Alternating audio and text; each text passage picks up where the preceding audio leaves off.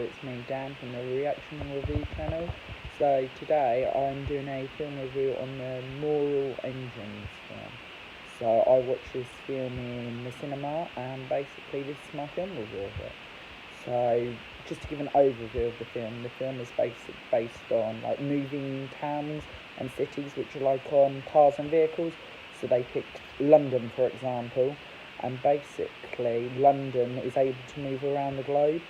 So basically the main story of this film is there's London, and basically London's actually probably the baddies in this film. So they basically have to move their car, vehicle, whatever you'd like to call it, into the Great Wall of China, and basically they try to knock down the wall. So there's the mayor of London, which basically doesn't know which is happening. And then there's this guy that basically has got his plan. He's built it in St Paul's Cathedral.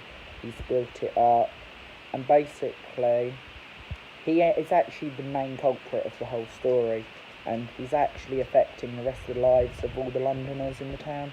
And the main character, this young man, basically tries to help out, and basically just ends up getting chucked off the car and vehicle and into the open world.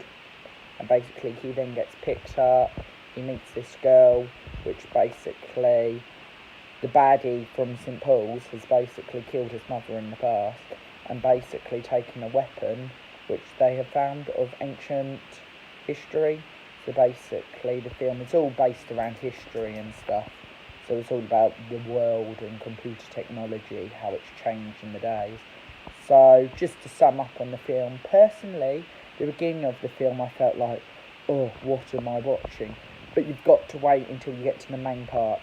The first half an hour, 20 minutes, really slow, boring, didn't understand the storyline. But after that, it made sense. I really enjoyed it. So I'm going to give it a 3 stars out of 5 stars. I think they could have made a better opening of the film. And at the end of the film, I felt like they could have gone back and referred to what had just happened. Because there's this girl who he was in love with on London.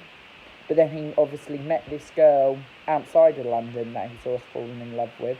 And basically it leaves in the point where the girl who he fell in love with in London is just left in London.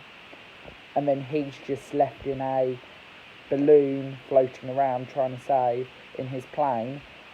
And you don't really recapture or go back. So maybe if they made another one, it'd be good to see if they flash back to what had happened there.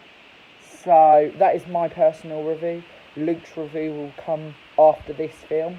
So thank you, and I hope you enjoyed my review. I hope you're liking our weekly uploads. We'll try and upload more. So we saw on Sunday Bumblebee in the movie. So this review will come out later this week.